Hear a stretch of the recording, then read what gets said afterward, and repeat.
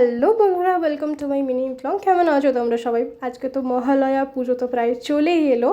তো আমিও লেগে পড়েছি আমার স্কিনটাকে একটু গ্লো করতে, যাতে পুজোর 4টে দিন আমাকে একদম চকচকে লাগে।